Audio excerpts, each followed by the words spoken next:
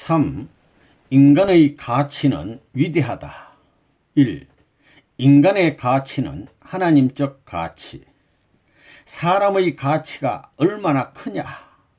하나님이 지팡이를 짚고 천년만년 그리워할 수 있는 존재가 사람입니다. 통일교의 문선생이 보니까 이것이 우주의 근본이더라는 것입니다.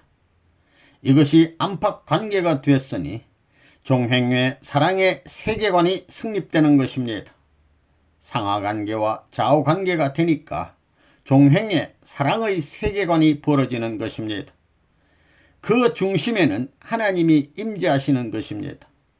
마음의 깊은 골짜기의 자리에 하나로서 단단히 묶어둘 수 있는 그 자리는 종횡의 중심 자리입니다. 요걸 묶어놓지 않으면 종횡의 기준이 사랑의 이상형으로 나오지 않는 것입니다. 종적인 것이 아무리 있다 하더라도 행적인 것은 나오지 않는 것입니다. 그래서 사람을 이렇게 지을 수밖에 없었다는 것을 여러분이 알아야 되겠습니다. 하나님은 절대적인 창조의 관을 소유한 절대자이기 때문에 절대적인 대상 가치의 존재를 추구하는 것입니다. 이것은 이 땅 위에 피조 만물 가운데 그 무엇을 주고도 바꿀 수 없는 것입니다. 가치로 보면 상대적 존재란 하나님을 주고도 바꿀 수 없는 존재입니다. 상대적 가치란 말이 좀 어려운 말이지만 상대적 가치라는 것은 상대라는 말을 중심 삼고 그 대상의 가치라는 것은 하나님을 주고도 바꿀 수 없는 것입니다. 하나님을 줘봐야 하나님 혼자 되는 것입니다. 하나님으로 남아지는 것입니다. 그렇기 때문에 하나님 자신을 투입하고 하나님 자신의 힘을, 에너지를 소모하는 것입니다. 소모전을 하시는 것입니다. 그래서 하나님을 주고도 바꿀 수 없는 대상의 가치적 존재로 지은 것이 인간입니다. 이와 같이 절대적인 가치인 존재가 인간인 것을 여러분이 알아야 됩니다. 하나님이 그런 관을 두고 가치적인 존재로 인간을 지으신 것입니다. 하나님은 인간을 사랑 때문에 지었습니다. 인간은 왜 지음받았느냐? 사랑 때문에 지음받았습니다. 인간이 만물과 다른 것은 하나님의 아들, 딸로 지음을 받았기 때문입니다. 하나님의 직계 사랑을 받을 수 있는 대상자로 지음받았다 이겁니다. 이게 인간의 특권입니다. 사람이 누구를 닮았느냐? 하나님을 닮았다는 것입니다. 그러니까 하나님이 사랑을 원하는 것도 결국은 사람과 마찬가지입니다. 사랑을 중심 삼은 이상의 창조세계라는 것은 실체를 중심 삼은 사랑의 표시가 형상으로 나타나고 형상의 표시가 상징으로 나타난다는 것입니다. 통일교회의 원리에서는 그렇게 말하고 있는 겁니다. 무엇을 중심 삼고 사랑을 중심 삼고 그 실체가 기뻐하면 그 형상되는 것도 자동적으로 기뻐하고 형상되는 존재가 기뻐하면 상징적인 것도 자동적으로 기뻐할 수 있다는 것입니다. 그런 작용을 무엇이 하느냐? 사랑만이 한다는 것입니다. 하나님이 사랑을 찾아가는 대상을 만들려고 할 때 누구를 닮게 만들겠어요? 하나님 닮게 만들어요. 하나님을 닮게 만든다면 하나님 가운데 있는 것처럼 남자 성품이 있어야 되고 여자 성품이 있어야 됩니다. 자기를 닮았는데 자기 본성상에서부터 전부 다 빼내가지고 보이지 않는 성상, 보이지 않는 생각의 형태를 실체로 전개시킨 것이 인간이라는 것입니다. 그렇기 때문에 성경의 창세기에 나오는 하나님이 자기 형상대로 인간을 창조했다는 말이 맞다는 것입니다. 보이지 않는 하나님의 형상을 우리의 모든 체에 상징적으로 다 투입했다는 것입니다. 눈은 누구를 닮았다고요? 하나님. 그렇기 때문에 얼굴 가운데서 보게 되면 눈은 깊은 데에 있다는 것입니다. 그러면서 모든 걸 관찰한다는 것입니다. 그 다음에 코는 아담과 헤아를 상징한다는 것입니다. 이게 중심입니다.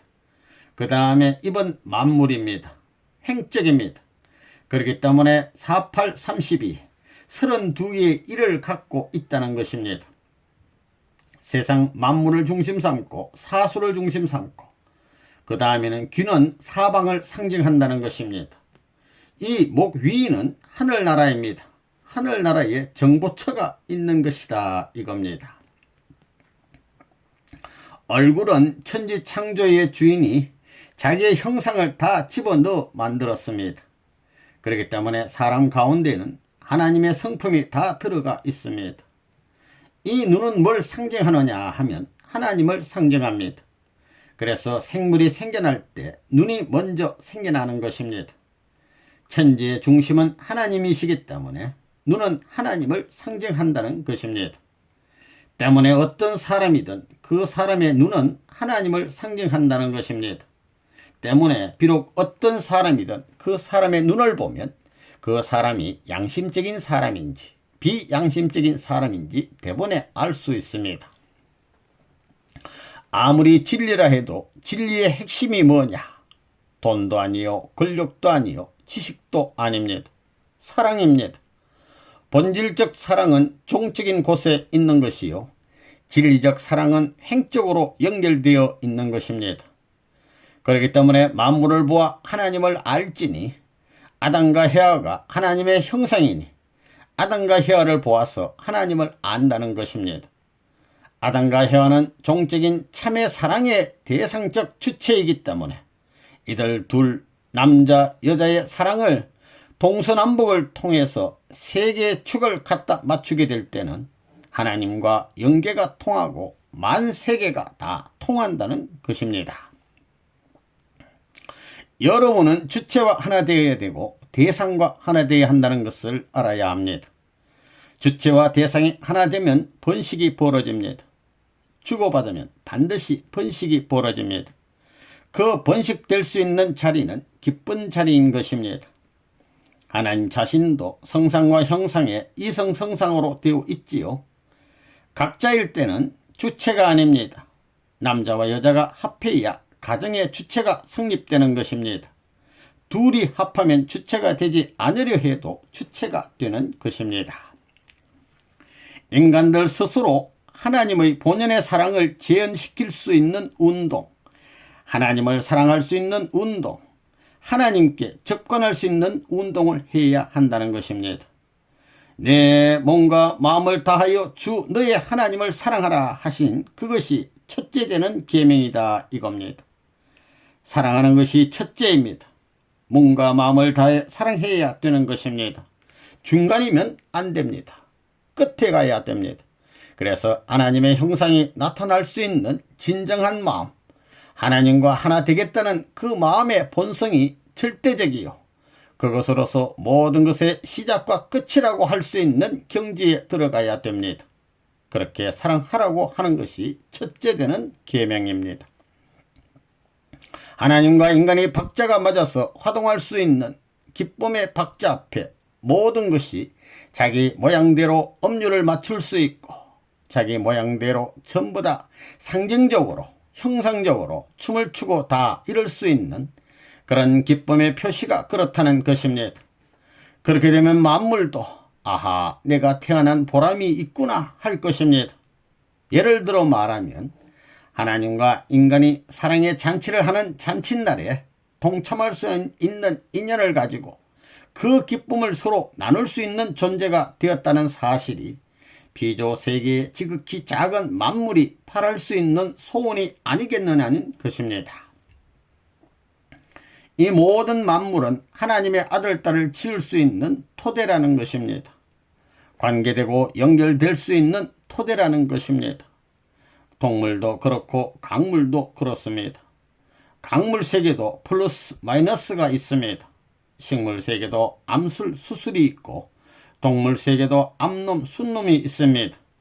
전부 다리를 놓아가지고 모든 것이 결집되어 창조된 최고의 글작품이 인간의 내적 형상과 외적 형상입니다. 그러면 하나님이 왜 밤과 낮을 지었느냐? 매일같이 해가 있으면 아침이 무슨 자극이 있어요? 광명한 아침이다, 빛나는 아침이다 할 때 광명하기는 뭐가 광명하고 빛나기는 뭐가 빛나요? 재미가 없다는 것입니다. 그러나 모든 것은 자극을 위해서 사랑이라는 과제를 놓고 자극적인 상징과 형상으로 엮어지면서 조화될 수 있는 박자를 갖고 있다는 것입니다. 여러분의 생명의 뿌리가 어디에 있느냐? 타락하지 않은 부모에게 있습니다. 그럼 타락하지 않은 선한 부모의 자리는 어떤 자리냐? 하나님께서 이성성상의 주체이신 만큼 하나님께서 자기의 이성성상을 전개하여 하나님의 형상대로 만우주를 짓고 인간을 지은 것입니다. 아담은 하나님의 남성적 성품을 전개시킨 것이요, 해와는 하나님의 여성적 성품을 전개시킨 것입니다. 이렇게 볼 때 우리 일반 사람들은 보통 하나님 아버지라고 하는 것은 한 분이니까 그렇게 말하겠지만, 그 한 분이라는 개념 가운데는 하나님 아버지 어머니라는 개념이 들어가 있는 것입니다. 2. 인간은 하나님이 임재하시는 성전. 만일에 인간조상 아담과 헤아가 타락하지 않았더라면 어떻게 되었을 것이냐? 아담과 헤아는 하나님과 한 몸이 되어 하나님과 같은 자리에 서서 하나님의 창조의 위협을 이어받아 하나님이 창조 후 기뻐하셨던 것과 마찬가지의 자리에 서게 되었을 것입니다. 하나님과 인간 사이에 그런 관계를 맺게 되는 것입니다. 타락하지 않은 본연의 사람은 하나님의 성전이 되는 것입니다. 아담과 헤아는 하나님의 아들, 딸인 동시에 하나님의 성전입니다. 이들이 다 장성하여 성전이 완숙하게 지어지면 하나님께서 아담과 헤아 속에 들어와 계시겠다는 겁니다. 그래가지고 다 장성한 아담과 헤아가 하나님을 중심 삼고 성례식을 올리면 하나님과 한 몸이 되는 것입니다. 하나님은 내적인 하나님이 되고 우리 인간은 실체를 쓴 하나님의 몸이 된다는 것입니다. 고린도전서 3장 16절을 보면 너희가 하나님의 성전인 것과 하나님의 성령이 너희 안에 거하는 것을 알지 못하느냐 하는 말씀이 있습니다.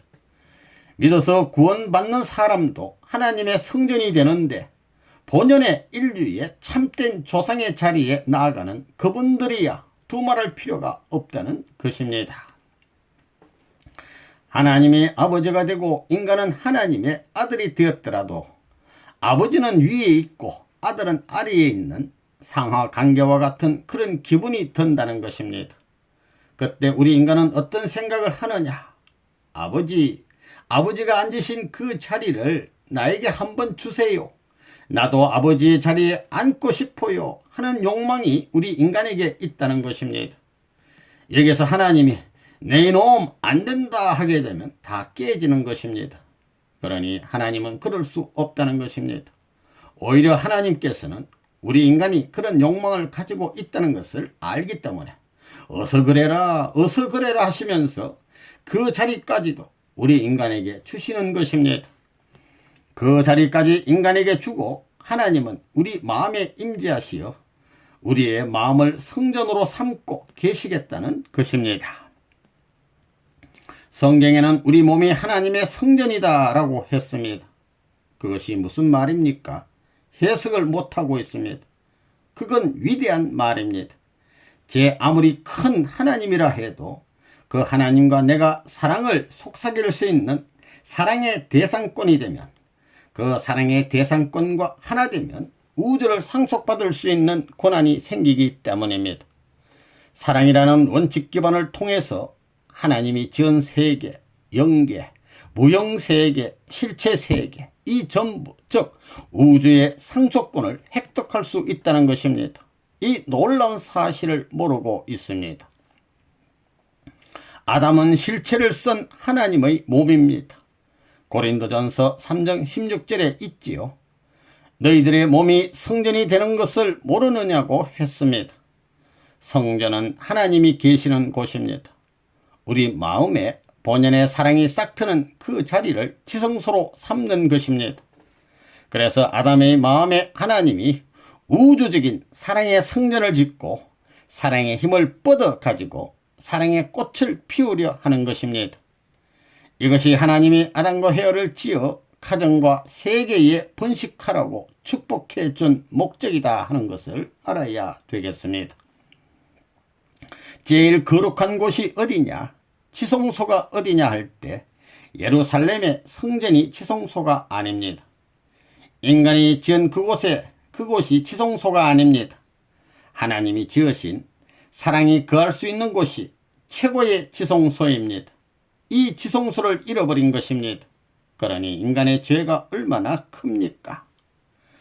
하나님이 인간을 지은 것은 실제 하나님의 몸으로 지은 것입니다. 고린도전서 3장 16절을 보더라도 너희가 하나님의 성전인 것과 하나님의 성령이 너희 안에 거하시는 것을 알지 못하느뇨 하고 말했습니다. 성전이 뭐예요? 하나님의 집이라는 것입니다. 아담이 누구냐 하면 하나님의 몸이요. 헤와가 누구냐 하면 하나님의 부인이었다 이겁니다. 이렇게 됐더라면 그 자식은 하나님의 핏줄을 갖고 태어납니다. 이들이 하나님의 혈족이 되는 것이 원칙입니다. 완성 단계에 이른 인간이 영계에 가면 어떻게 되느냐? 아담은 하나님의 몸이 되는 것입니다. 요한복음과 고린도전서에 너희들이 하나님의 성전이 된 것을 알지 못하느냐 하고 나와 있는 것과 마찬가지로 하나님이 임재할 수 있는 성전이요 집입니다. 하나님과 어떻게 닮아지느냐? 책임 분담 완성 단계에 이르러 하나님이 임하여 하나 되게 되면 사랑으로 말미암아 모든 생명의 결탁 일체성이 이루어지는 것입니다. 생명이 동화되는 것입니다. 남자 여자가 가정 부부를 이룬다는 것은 사랑을 중심 삼고 일체 동화된다는 것입니다. 그와 마찬가지로 그 사랑의 힘은 하나님과 동화하게 되는 것입니다. 하나님과 동화하게 된다는 것입니다. 인간이 완성하여 성년이 되면 그때 보이지 않는 하나님이 들어와서 사랑을 만든다는 것입니다. 하나님이 좋아함과 동시에 아담이 좋아하는 격동적인 사랑을 하나님이 할 수 있다 이겁니다. 그러므로 사랑은 최고의 신성한 성전입니다. 거룩할 성자입니다. 그래서 참사랑 가운데는 어디나 하나님이 들어가 계신다는 것입니다. 왜 사람이 참사랑을 좋아하느냐? 참사랑만 만나면 하나님이 여기 계신다 이겁니다. 그렇기 때문에 아담과 헤와가 성년이 되어 사랑할 때 아담과 헤와의 몸은 이 우주를 창조한 하나님이 그 속에 들어와서 최고의 신성한 성전을 이루는 거룩한 곳이 되는 것입니다. 헤와가 누구냐면 아담의 아내입니다. 아담은 하나님의 실체입니다. 내 몸은 하나님의 성전이라고 했습니다. 하나님은 아담의 마음에 임재 있는 보이지 않는 아버지입니다. 이 두 아버지가 하나 되는 겁니다. 합일되는 겁니다. 그러니 영적 세계, 무형의 세계와 유형의 세계의 합일의 기점이 아담의 본성적 기준입니다. 그 본성적 기준은 무엇이냐? 돈보따리, 욕심보따리가 아닙니다. 순수한 사춘기를 통해서 모든 세포 기능이 총동원돼 가지고 하나의 촉각으로 안테나로 나타난 그 기준을 중심 삼고 하나님이 거기에 임함으로써 자리를 잡는 것입니다. 고린도전서 3장 16절을 보면 너희가 하나님의 성전인 것과 하나님의 성령이 너희 안에 거하시는 것을 알지 못하느뇨 하는 말이 있지요. 이게 뭐냐 하면 하나님의 성전입니다. 여러분이 신비스러운 경지에 들어가서 기도하면서 하나님 어디 있소 하면 답변이 참 멋있습니다. 여기 있다. 왜 그렇게 야단이야? 그런다는 것입니다. 아침에 밥을 못 먹었나? 밤에 왜 이렇게 야단이야? 하신다는 겁니다. 어디 있어요? 하고 물으면 어디 있긴 어디 있어? 저 깊은 마음 뒷면에 서 있지. 내 마음 속에 있지 하신다는 것입니다. 천국이 어디 있다고 했어요? 마음 속에 있습니다.